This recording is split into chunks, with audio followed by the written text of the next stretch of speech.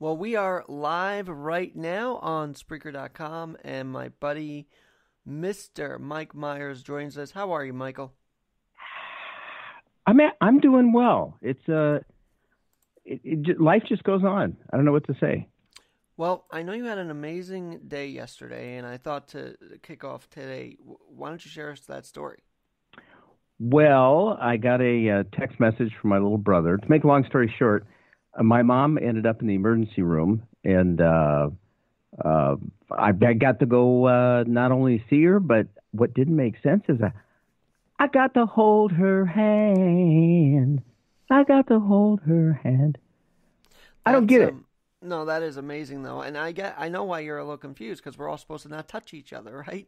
So, Yeah, were you properly equipped though? Like you had the gloves on and everything like that? no, Huh? no, Hmm. no, not at all. I said I know I can't give her a hug goodbye, but and the nurse said, "Well, you can hold her hand." It's like, really? And I got to admit, I got choked up.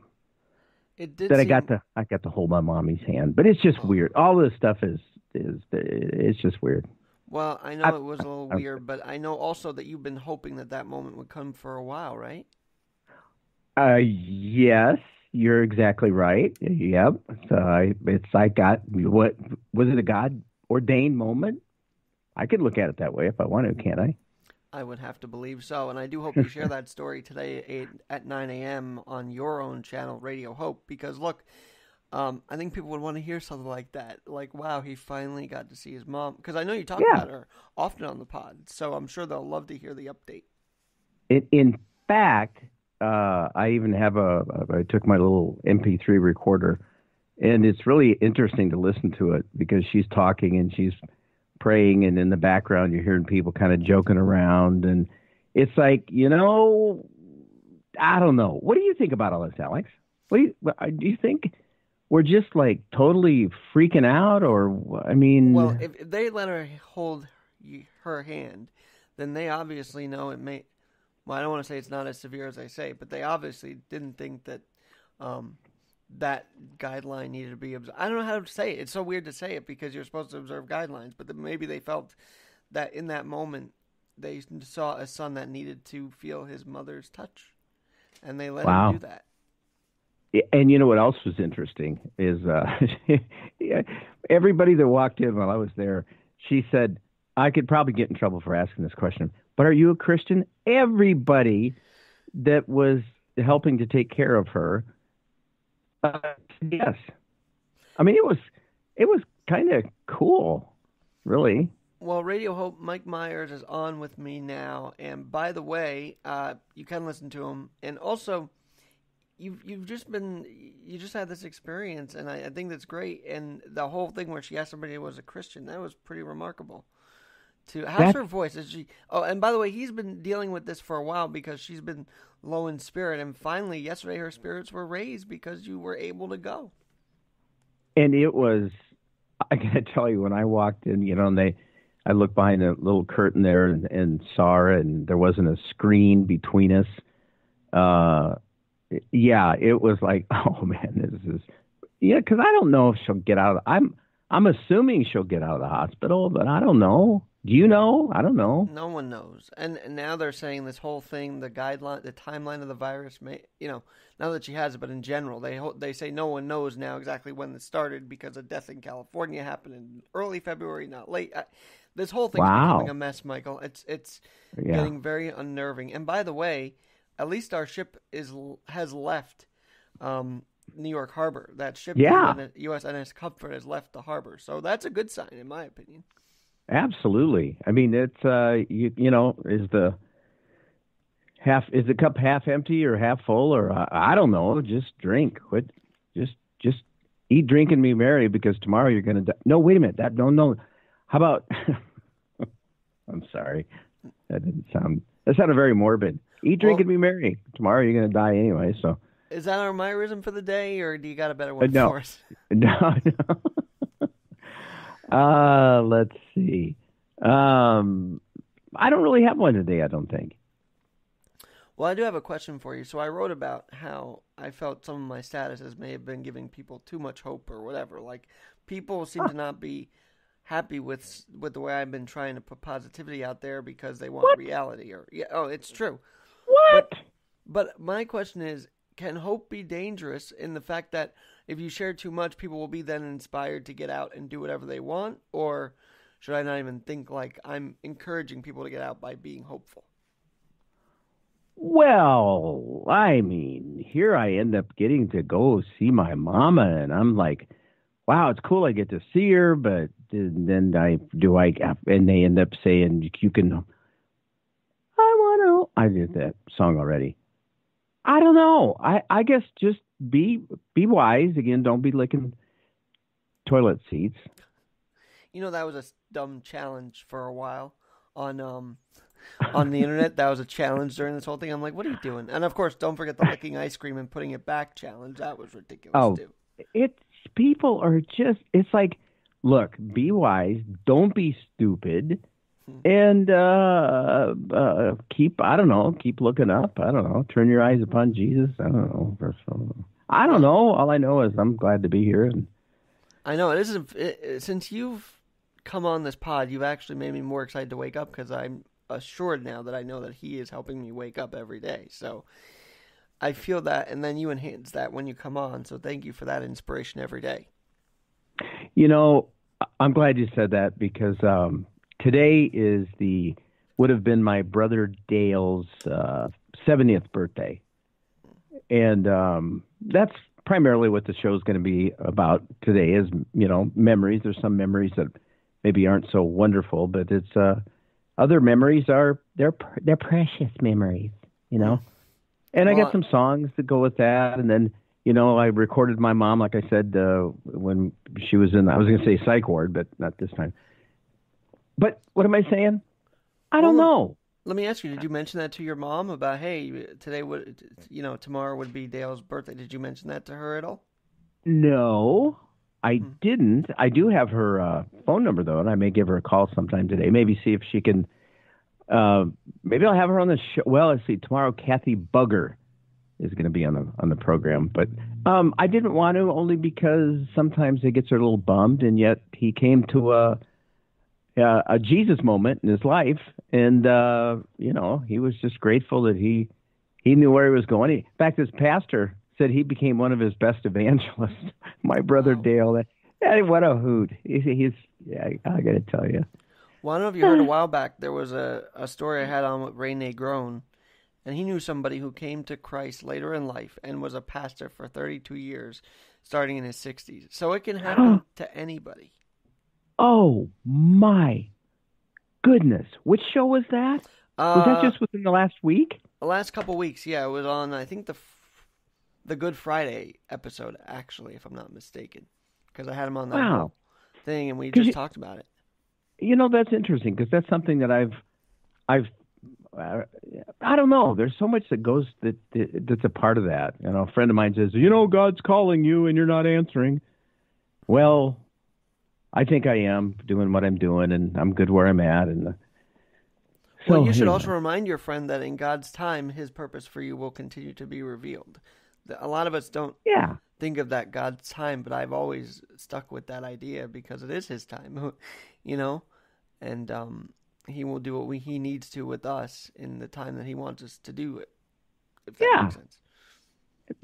That makes all the sense. Yeah, it's in His timing, not my timing. Just like this whole thing, it's not in our control, Mike. It's just life, and life will resurrect itself. But right now, we just have to be patient with it. Yeah, be patient or become a patient. So there you go. Who you got on today's show? You're gonna play the audio of your visit, and then what else are you gonna do for the hour or so? Well, I am going to read some Proverbs, and I'm going to just babble, I guess. I don't know. Open up the phone lines and see if anybody calls. Boy, I'll tell you, oh my gosh, I am going to talk about something a post that I saw that Janelle put up. Janelle Clark, who's a regular listener, and Ed's response at Delgado. It's like, oh my, this whole thing is, it's sad. It's kind of like politics. It's like the corona virus it's dividing us, and it's just sad. I mean, Don't you think? It's horrible, and it's horrible that I've had my own family like have some disagreements publicly, and it's just like we got to think of the bigger picture here. We got to think of that we're literally in this together, and it's interesting because our main leaders are trying to say that, yet on the ground you just see nothing of that. It's like they're saying we got to be in this together. Then you see them fighting on the ground. It's just like there's such a disconnect right now. It's kind of horrible to see. It is, and it's. I think for me to back off from this a little bit and not get too involved in some of the posts and. Well, that's why the story of seeing your mom is so refreshing, because it's something different during this time, you know? Well, and then I almost felt like I exploited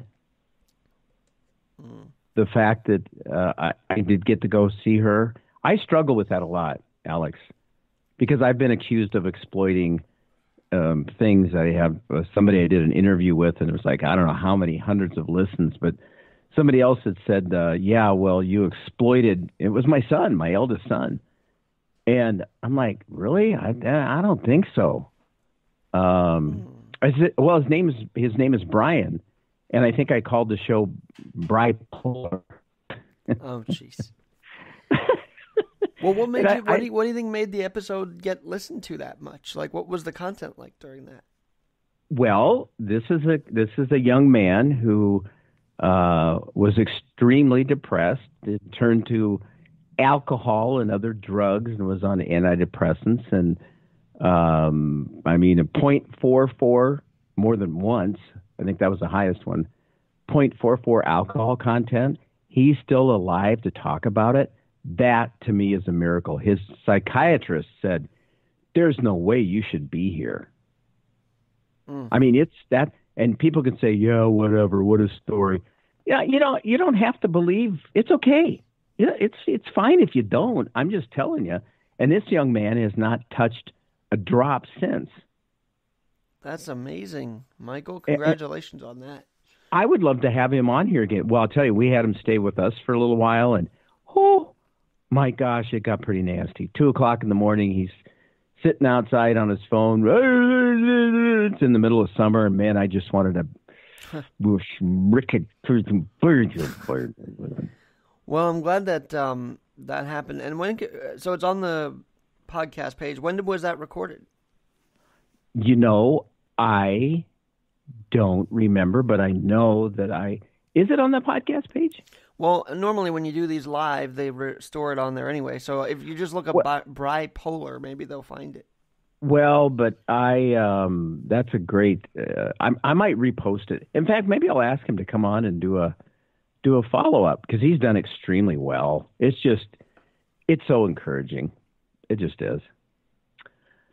Now I need a cigarette and a drink, and I don't. I know. Well, okay. Hey, I've got a guest awaiting. I just want to check in with you before 9, so we could properly talk about the show and what to expect. And I will have you back tomorrow. But thank you for today. This was it was a conversation much needed, because I feel like when you go in circles about like the virus and this and the other, at least you've gotten that experience of going to see your mom through this. That's my last question. What was it like going through it during this whole pandemic? I mean, was it unnerving to begin with, to try and get there and knowing what was going on in the world? What was your first feeling? Well, it's kind of interesting you said that, because when I got to the hospital and I went through the first door, and there's a gal there with a mask on, and she's, checks my temperature, and I'm freaking out because I can't get I have one of those, those cheap masks you use if you're doing drywalling and stuff. And it wouldn't stay on, and the strap broke, and I'm like, oh my gosh, I'm going to get COVID. What's going on? No, it wasn't that bad. But it was a little, yeah. And then I walk into a little waiting room, and there's 5 chairs in there, and they're all, they're 6 feet apart. And then I get to go back into where, and there seems to be a very hope-filled business as usual, if I can use that term. I love that term. We need that term back. I just think I just got to thank you. Business as usual, huh? And when you listen to the audio, like I said, in the background, I don't even know if I should play it, but I'm going to, because they're making some guys saying, this nurse says, how tall are you? And she said 6'4", he said, yeah. And she said, like, yeah, maybe 5'4". I mean, it's just fun listening. In fact, I have a psych ward clip pulled up here that I thought I'd play, but maybe I won't. Might not be appropriate. Well, but it was play that fun. audio with your mom, because that's something that'll last a lifetime for you, because you'll have that on tape. I'm sure you have other stuff with her on tape too, right? Yes, and I have some voicemails of my brother Dale.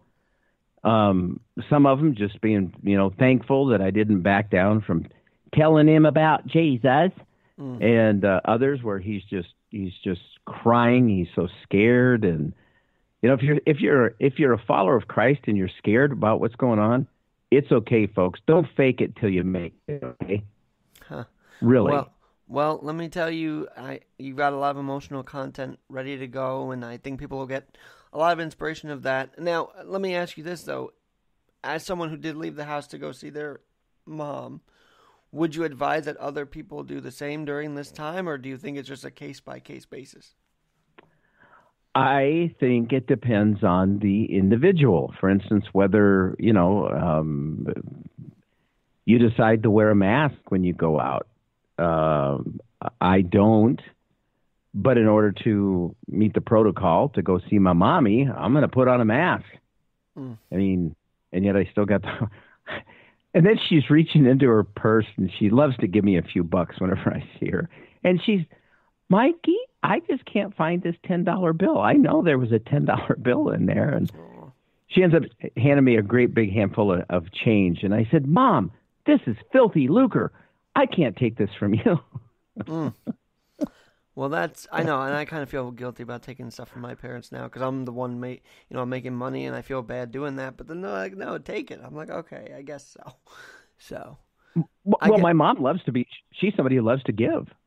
Yeah, my parents are big givers, and sometimes I just feel like I shouldn't take, because it's their, I don't know, because I'm working and everything like that. But nonetheless, we love our folks, and thank you for sharing this story today, Michael. And we will have you tomorrow, and of course, Radio Hope tomorrow, later today at 9 a.m. Eastern Time. I'm guessing Mike's ready for it. He sounds ready for it anyway. So, Michael, come on now.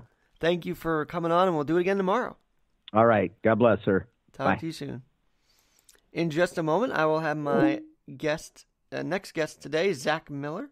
He is going to be calling in from Queens, and I'll dial him up right now. He's with the Truckers, and interestingly enough, the Truckers were praised by President Trump last week. I want to get his take on that. I also want to know what's going on with Truck Stop Radio. In fact, if you remember, that shouldn't be going over the air, should it? If you remember, I had Zach on way earlier in the podcasting days, like last year. And we nailed it. He was a great guest, and I want him back on during this time, so bear with me here.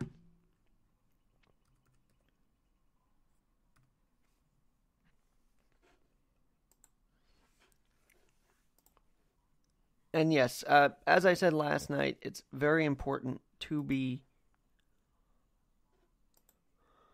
humble, if you will, because I believe we have him. Zach, what is up? Zach Miller is not available. Oh, he's not answering yet. Let's see. Let's get him on the air. I think it's important to be humble. If you feel like you're not... Hey, Zach, how are you doing, sir? Welcome to the pod. And this is your first visit on the live version of this, so thanks for joining us today. Oh, of course. No, this is exciting. So, I was just getting into how you are with New York Truck Stop, and we haven't talked since last year already. It's crazy how time flies. But welcome to the kind of new revamped pod here. So, first things first, how are you doing? How are your dad, Arthur, doing? And maybe your friends are listening now, so maybe they all want an update on how the family's doing. Oh, thank you. Doing well, thanks. Under the circumstances, I'd say. But yeah, we're doing well. We're keeping busy. It is interesting how, because, the work dynamic was just the two of us in an office. So that does sort of translate well to working remotely, but it is interesting not to have those, daily arguments isn't the right word, but long conversations with him. So that's been a bit of a change, but overall we're doing well. The family as well. Thank you for asking. Really appreciate that. Well, I also brought you on because obviously we're sports connected, so we'll talk about that in a minute. But last Thursday, President Trump welcomed the truckers to the White House. What was that about? I mean, people probably are wondering what he was doing with them, the White House.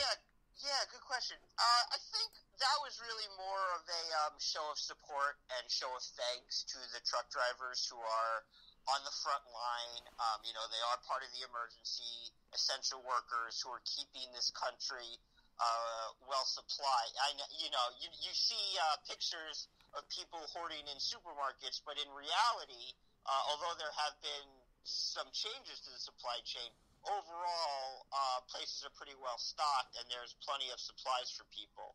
So it was really a show of thank you and gratitude to that. There have been some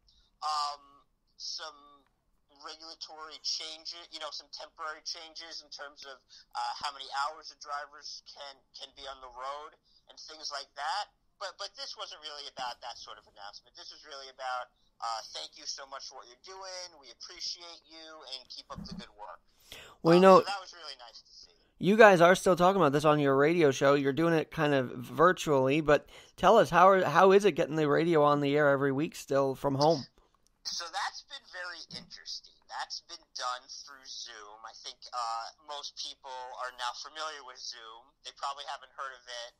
They probably didn't hear about it a month ago, but now they're pretty familiar with it. So it's actually kind of cool because with Zoom, we have everybody who'll be on the show. So there'll be me in one location, my dad in another location, and usually a guest or two in other locations. And so, we all have that video of each other interacting, which is great to see. But, on the radio, it's just the audio. So it's kind of like we get a different perspective than the listener does while doing it.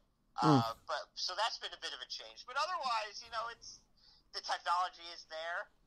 People have had to adjust far worse than we are doing a radio show. So it's been fine. Well, I'm sure, and you know what? Actually, I was doing some Zoom pre-records also for some of the shows on the stations, and Zoom quality is not that bad, to be honest with you. No, it really isn't.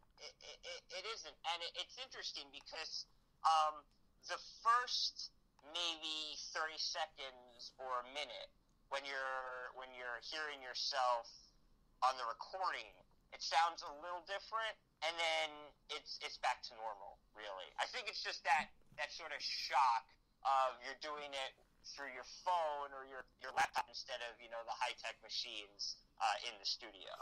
Well, Zach, you just, it's kind of different, and also for me, I'm not as distracted. As you know, I go all over the studio when I'm there, so this has kind of been like a centralized thing for me, and I guess that's how I've been able to be more productive, or so I feel. Anyway, that's an interesting point. Anyway, Zach, so you just mentioned there are regulations that have been coming about with COVID for truckers. Do you care to weigh in? What exactly are you talking about there with the regulations? It's not a massive change. It's basically like ordinarily a trucker has about 10 hours of on-duty time where they could be on the road driving. They do have to take half an hour break.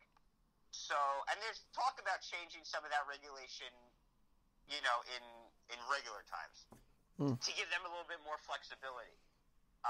In terms of, if a driver is driving and he feels fine, give him a little bit of flexibility to keep going, versus just, immediately pulling off. And then also, so the changes are about extending that time period, just because given, the circumstances, you want to make sure the drivers are on the road as much as possible, being able to supply the stores, the supermarkets, the pharmacies, the hospitals, etc., as much as possible, while still in a safe time period. So those hours have been extended till about mid-May, but it hasn't really been much of an issue because there are so less vehicles on the road. There's so much more room for trucks to operate. They've been able to go a little faster. They've been able to find parking a little bit better. So that extension, though a nice gesture, hasn't really come into play so much. Now, how has Albany helped out? Because I know you guys were going up there for a while before this whole thing happened. What's Albany's response been for the truckers during this time? The state overall, I think, has handled this crisis pretty well. We could always debate and say, did they take this seriously from the beginning? Was there more they could have done at the beginning? But really, once the you-know-what hit the fan, so to speak, the response from the state government has been very good in terms of classifying, the entire transportation industry as essential very early on. In terms of, it's not even so much that they intentionally relaxed regulations, it's just given the nature of the pandemic, they have been relaxed. So you're seeing less what we like to call nickel and dime type of enforcement. Still, there's enforcement for safety concerns, which should never go away. But the sort of stuff that's just like clearly taxation through regulation, so to speak, for the most part, that's gone away. We could get into some of the weeds here. There's some there's something called the highway use tax, which Okay. New York has, which charges drivers a percentage based on when they're on, state roads, and that we're not asking for that to go away right now, but there are certainly there are penalties assigned for late payments and interest that we'd like the state to sort of nullify during this pandemic.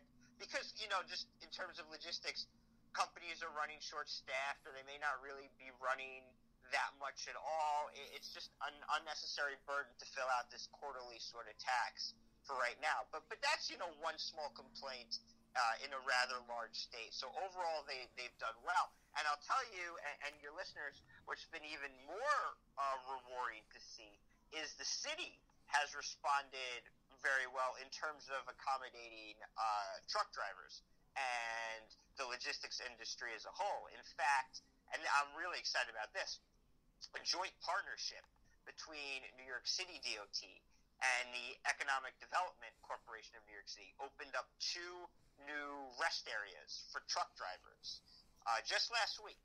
One of them is in Hunts Point by the Hunts Point Market, and one of them is in Staten Island by the Global Containment Terminal. And we're really excited about this. That's huge. And you just mentioned the supply chains. That's kind of been a big conversation, right? Because all with the economy, down and whatnot, the supply chains are down. But you're saying that the truckers are doing the best to keep those chains alive. Is that's kind of the gist that I was getting from you there? Absolutely.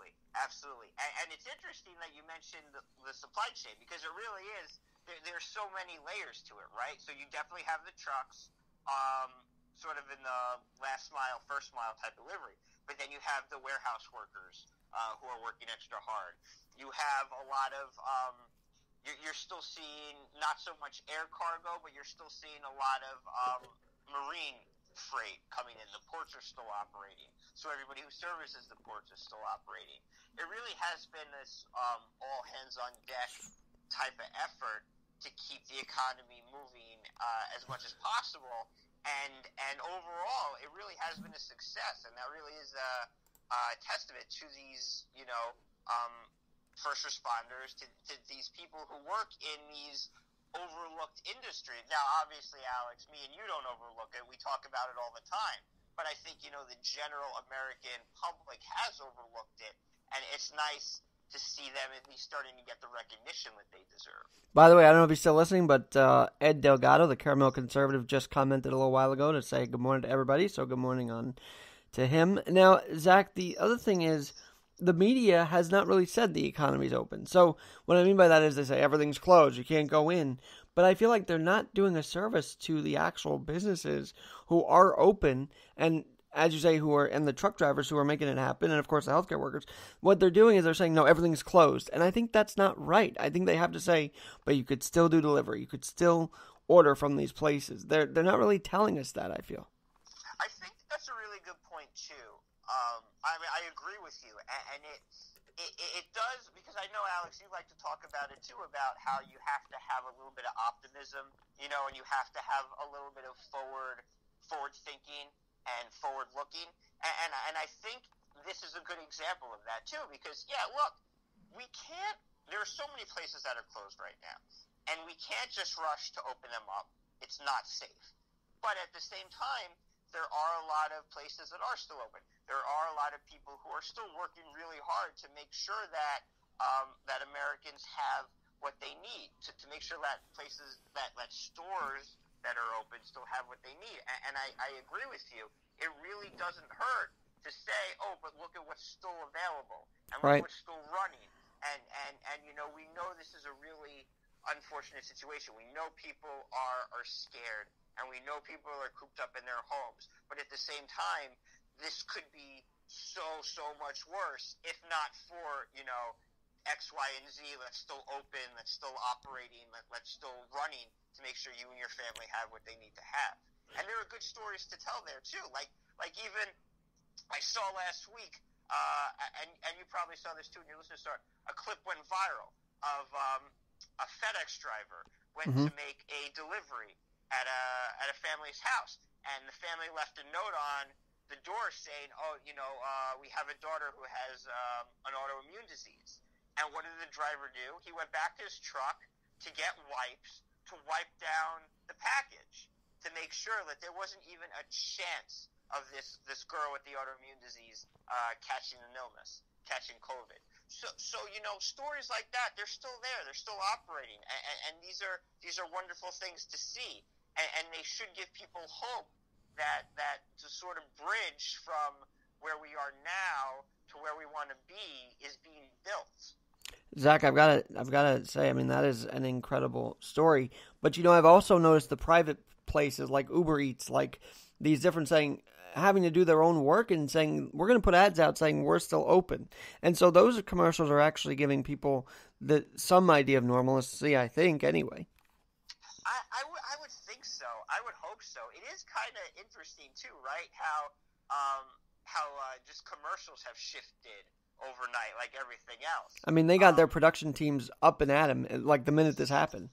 It's incredible, and it sort of speaks to the surreal nature of everything, right? Because when this first started, or even maybe the week before it first started, when we were all in that like, oh, this is coming zone. What were the commercials? They were for the Final Four and March Madness, you know? So, and that was surreal to see commercials for March Madness, 2 days after the tournament gets canceled. But then conversely, a week after that, we're seeing commercials, for like, hey, we know this is really difficult. We're going through this together, and we can't wait to celebrate with you again soon. But for now, be safe. Messages like that. And it really is incredible how, just like sort of at the snap of a finger, that whole industry went into overtime to create these new messages for the American consumer. Zach, speaking of the consumer, speaking of economics, really quickly, I know that you have connections with the economic development places here in New York. You talk with them. What are they telling you? What are these chambers of commerce telling you and Arthur Miller? What's going on? What are they talking about with you? So I think you're sort of looking at it, or at least to me, the messages are sort of a two-pronged attack, right? The first part is, how do you just weather this storm? How do you get what you need to be able to stay in business, to be able to reopen when this is over? And that's sort of on two levels. The first level is sort of based on your company. How can you adapt? Is there any way for you to stay open during this? Is there anything you could do to change your operation to provide something that's essential, or maybe you have to change your area of expertise a little bit? So it's like, in terms of the chambers and the economic development corp and stuff like that, it's like, what tools can we help you with for you to change right now temporarily to get through this? And then the second part is, if that's not possible or you need more, what sort of financial assistance is there from either, the feds? We know about the federal programs. Is there anything that the state and cities could do? Is there anything that sort of private industry could do to help you weather this? So those are the two big things that these local chambers that the city and state are working on. And it's just like let's see if we can't rethink what you do for the time being, and then what sort of levels of assistance are available to get you to weather this. By the way, City Council also just approved a package for small businesses, which I think is a big deal that they're even helping out during this whole thing. Yeah, it's nice of them to talk about something important instead of, You mean not banning folk craw or whatever they call it? Exactly. Exactly. Well, it was a big step. I mean, I was impressed when I first saw the notification, to be honest. No, it was. The city council is a really interesting organization, let's call it. There are 51 members of the city council. About, I think, 47 of them are Democrats. But that's, look, that's fine. The issue is that it's one body. It's a one body legislature with basically a one party system. And so the checks and balances that ought to be on a legislative body just aren't there with the city council. And so that's where you see a lot of talking points quickly become bills. Yeah. Which is a problem in any way. In any way. Look, a political talking point is not in any party in any way a good piece of legislation. And so that's one of the issues that we see with the city council. And unlike state senate, where actually some Democratic senators do go against their party, which nobody really talks about, but there are some that vote against their own parties. Thinking in the city council, it kind of is like, well, every Democrat votes the same way, right? So there's not really disagreement there. It's interesting.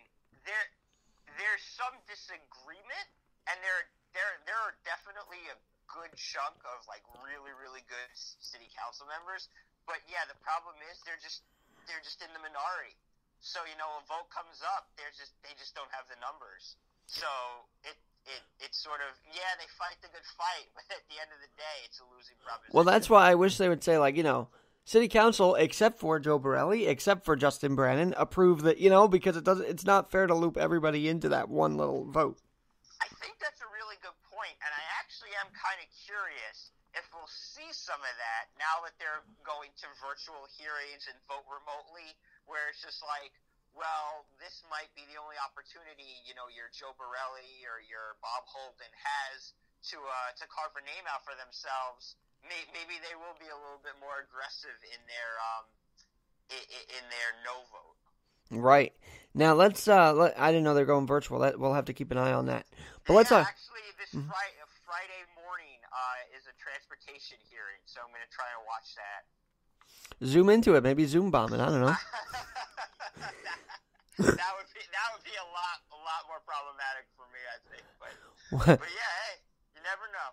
Hey, so let's talk about something that's close to your heart, and that'd be the Mets, because we could come out of this pandemic with J-Lo and Alex Rodriguez owning the team. How crazy is that? That would be so crazy. It's funny, because I was talking to one of my buddies about that. Certainly, maybe I think probably with the exception of James Dolan, I would take any CEO over Jeff Wilpon right now.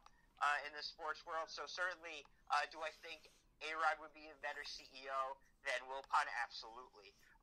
The thing about A-Rod and J-Lo buying the Mets, though, and I know people have mentioned Jeter and the Marlins, I just can't see a billionaire buying a New York sports team and then letting somebody else run it, even if that is A-Rod. So you're seeing a Steve Cohen type of head-on collision here where he doesn't get a say and the Mets do? Is that kind of...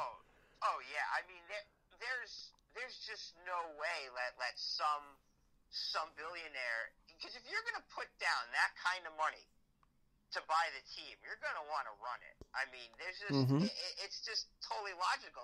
It's why the Wilpons deal with Cohen made no sense. It's like the man is not paying you $2.5 billion for you guys to keep running the team the way you're running it. Mm-hmm. Meanwhile, Cuomo's talking to them. You know, he likes to say how he talked with Jeff Wilpon today, and I'm like, what does that even matter? I don't know. I don't get it. You know. But no, if A-Rod bought this, I partially think it's because he wants to compete with Jeter in the NL East. I think there's some kind of competition he wants there. I would agree with that. As sort of petty as it sounds, I do agree with that. I think that's a factor. And it is nice to see sports still getting us through this, because that's not the only story. First was Let's Dance. You know, that was the big thing. We'll get to that in a second.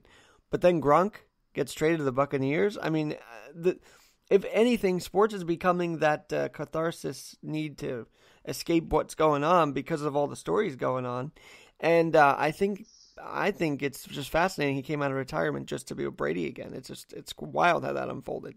It really is. I did not expect that. Gronk was one. First of all, NFL players, when they retire, they usually stay retired because of just the physical nature of the sport. And so Gronk, he looks spent. I thought he was done. I know he did a little bit of wrestling, but still. And then just like all of a sudden, I was actually in a conference call, or on a conference call, I guess technically. And I get up the call and I check Twitter, and there you go. Gronk traded to Tampa Bay. It's just very surprising. Although, as a Jets fan, it is nice to have yet another team to root against. So that'll be fun. But yeah, and I think that's sort of, back to Cuomo, why he wanted to talk to the Wilpons, and even, why Trump wants to get sports back. Mm-hmm. It is that sort of something positive, something unifying, something we could look forward to, even if fans are not allowed in the stadiums. Just something else, something positive to watch. And I don't know if that factored into Gronk coming back, but you never know. But yeah, that Tampa Bay team is going to be fun this year, that's for sure. Well, you see what happened to Brady. He was apparently stopped in a park that was closed because he was working out in it. And and then I see the Yankees, I think in Tampa, they're right across the street. They are thinking of opening up their grounds for him, which I think is kind of interesting for him to practice on. Hey, he pays Derek Jeter rent now anyway, so why not? Right. Well, look, I think he made the right move for himself. He did what he wanted to do, to be with his kid. Some people might not agree with it, but I think he did what his heart wanted to do, it sounds like. So. Oh, absolutely. And I totally agree with you. My whole thing is this. When you're playing for a team, give it everything you have, honor your contract, and then in the off season, you need to make a change. You go ahead and you do that. It's your life. So I never have a problem with players changing teams or anything like that. Well, and he handled it so much differently than Garrett Cole. If you remember, Garrett Cole said, "Oh, I'm not employed." I'm like, you just finished the World Series and you're saying like, "Oh, I'm not an Astro anymore." Like that was very. It rattled my brain because it was like so. He just jumped ship right away. At least Brady was a little more graceful with his exit out of New England. Yeah, because Brady is really, really smart. Brady knows about legacy and what his legacy is, and how no matter what he does in Tampa Bay, he's a Patriot, and he's always going to be tied to the Patriots. I think Cole probably, he's younger, he's a little less mature than Brady, and I don't necessarily mean that as a negative. I'm just saying that I think, and sort of to your point, I think he viewed free agency far differently than Brady did. Mm-hmm. And I think you're right. I think the Brady approach, to anybody looking forward, I think the Brady approach is probably the better approach. Although, again, I think Cole knew he was going to the Yankees pretty much right away, where Brady wasn't entirely sure where he was going to go. So I don't know if that factored into it, but yeah, and certainly I'm not in a position to defend the Houston Astros. No. Well, I think that's kind of why Grady wanted Garrett wanted out of there, because he knew it was coming out. How about this though? And I was just thinking, at least they both didn't do like a TV primetime special saying I choose Miami. I mean, at least they were. Gosh. It was different. So we'll have to see. And, of course, the biggest question now is, will that third piece leave New England, being Edelman? That's the next thing to look out for. See if he goes down there with them. You know, the thing with Edelman is Tampa Bay's receivers are fantastic. I mean, Tampa Bay's wideouts are just great. That you're talking about, and as good as Edelman is, I'm not knocking him, but Tampa Bay's one of the few teams where that would be a downgrade. So I think Edelman might be the last man standing in New England. It looks like. And then, of course, I know, we'll have to see. Of course, the draft is tomorrow night. I want to get your thoughts on that.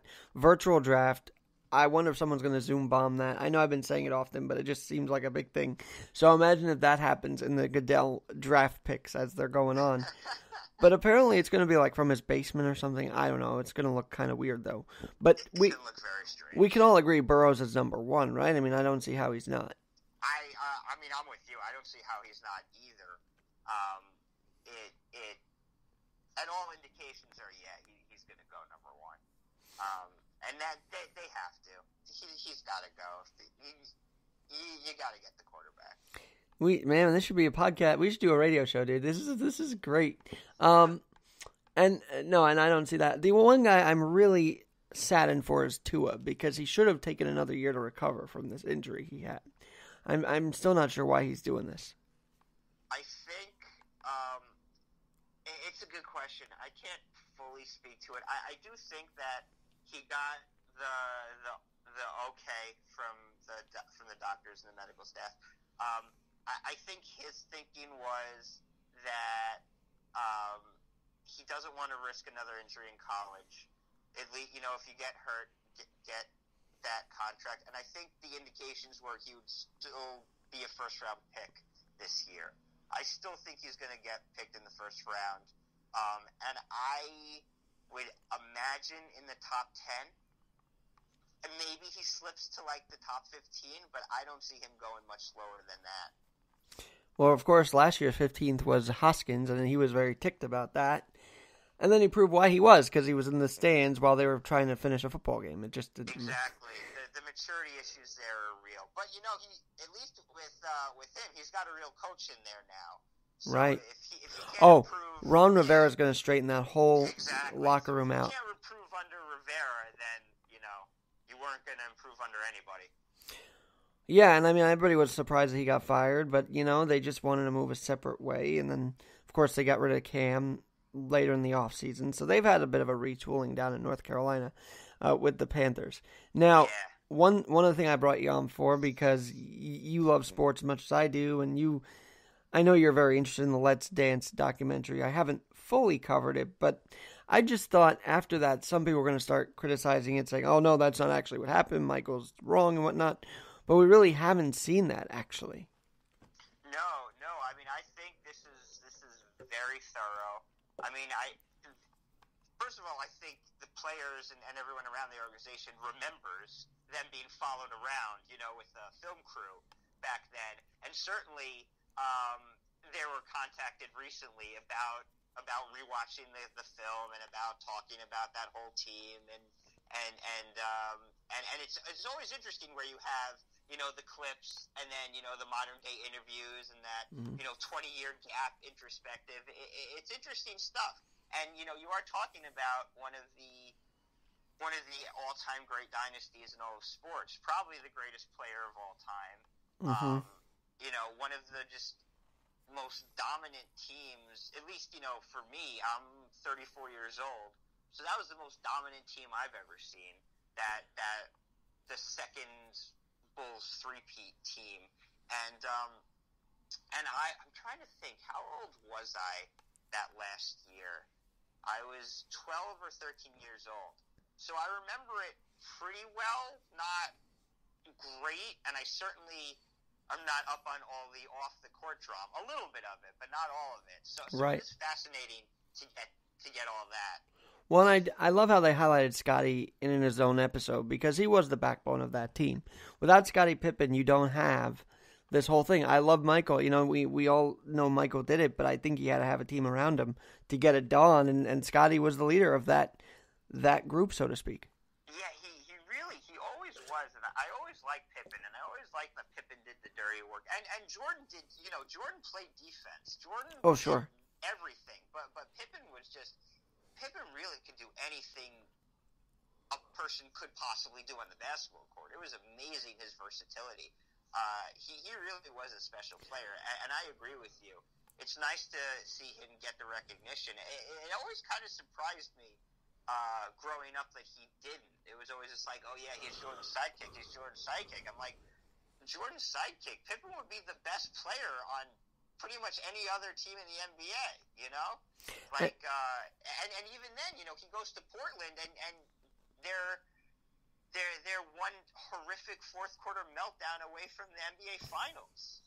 Well, what I wonder is if they and I didn't know, by the way, Jordan got injured his second year in the league. That was interesting to find out. I guess I didn't research it back farther enough, but yeah, his second year in, he got hurt. But you know how he did it? He rebounded and got himself to like 1-on-1, 2-on-2, 3-on-3, 4. He rebounded himself, and I feel like that's kind of where we're all feeling like right now. Like, we can beat this whole thing on our own. And the doctors are like, well, there's still a 10% chance or more you could get it, so we're going to lock us down. So it's just kind of that same debate's coming up even to this day of whether to play with a 10% chance or not. Yeah, that's true. That's very much an interesting point. But, yeah. But you wonder if they actually showed everybody the interviews before it started, or if they just let them see the interviews the first time on Sunday night and let them react how they're going to for seeing commentary. Yeah, I guess I would hope they showed it to them, but that's a good point. Who knows? Because Jordan really had full control over this. I know that, so much so they didn't even bleep the F word out a couple times.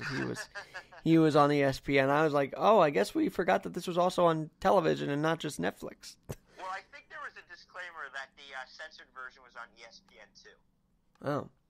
Well, I don't know. And then there was some language there was a disclaimer at the beginning also saying, this is going to happen. So I kind of saw that. But I'm kind of curious where this documentary goes. And isn't it funny, Zach, that it's not, a close play at first in the middle of April. It's not an offside in hockey. It's not a foul that changes the NBA playoffs. It's a documentary that we're all clinging to for some relief here. I know. It's unbelievable. Because any other time, people may pay attention, but I don't know if they'd be paying much attention to this. No, that's the whole thing. They moved it up. This was supposed to begin, like, right after the NBA Finals. And ESPN moved it up for that exact reason. It's just like, well, there's nothing else going on right now, and everybody's going to be talking about this, so let's move it up a couple of months. And just like any other NBA game on a Sunday, let's put it at night and not in the daytime, right?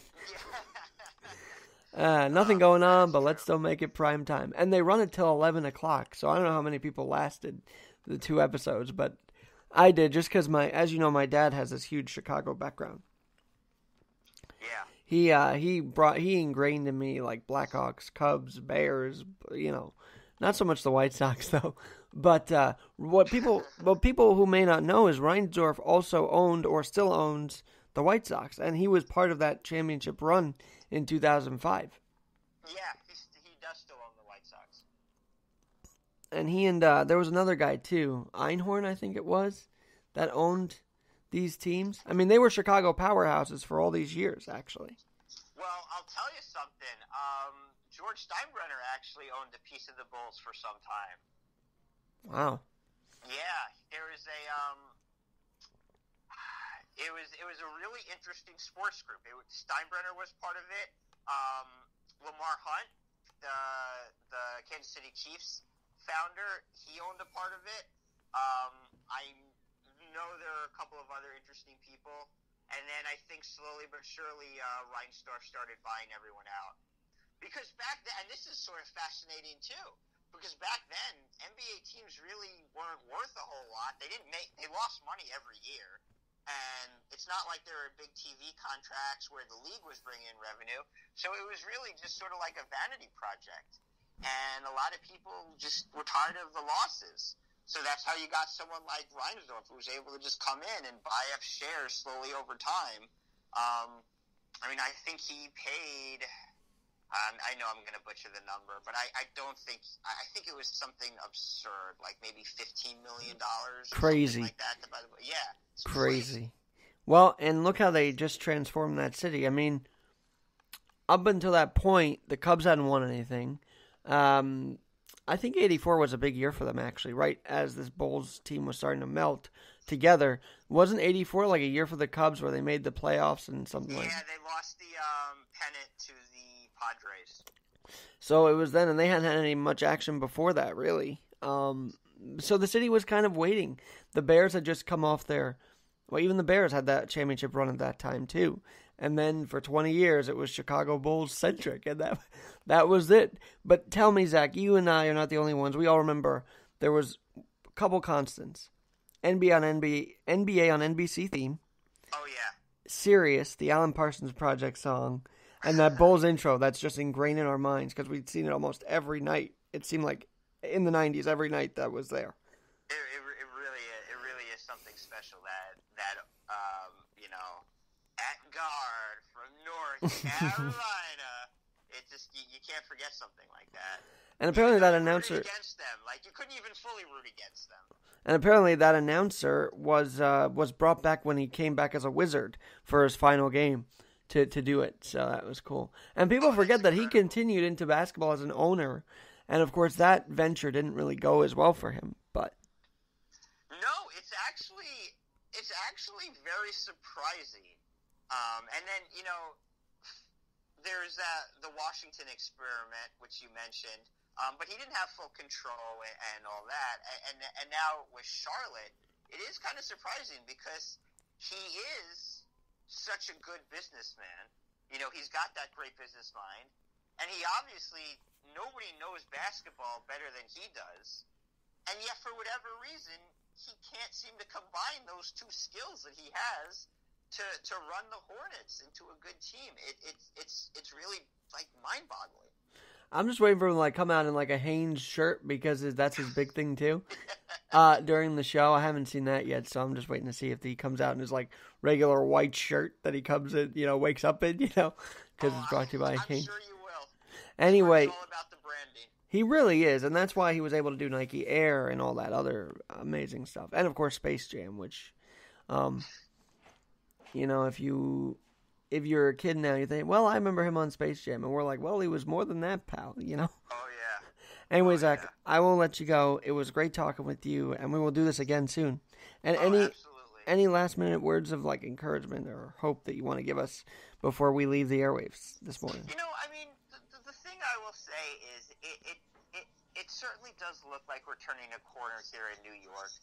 And all indications are that the state with our five neighboring states, here up east, are working on a sort of grand regional economic reopening plan. We don't know exactly when that's going to be. Hopefully towards the end of May, beginning of June.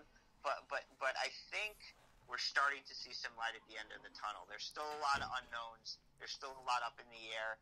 But I do think we've gotten through the worst part of this, and we can start talking more and more about how to reopen and how to rebuild our economy. And by the way, because this is live, I'm sure we got some listeners. What's your email? What's your best way to get in touch with you? Zach, Z-A-C-H, at NewYorkTruckStop.com. And you are on Twitter as well at NY Truck Stop Radio, right? Is that NYC Truck Stop? NYC Truck Stop. So we'll link you there, and we'll talk to you soon. But thanks for coming on today, Zach. Oh, perfect. Thank you, Alex. And we will talk to you soon. Thanks again. Perfect. Be well. You too. I'm Alex Garrett, and so thanks for coming on to join us today. I have one more story I want to tell you, but I'm forgetting it at the moment. When it comes back to me, I'll probably jump on here. But have a great rest of the day, and please be safe. Please be careful, and say I love you to the loved ones around you.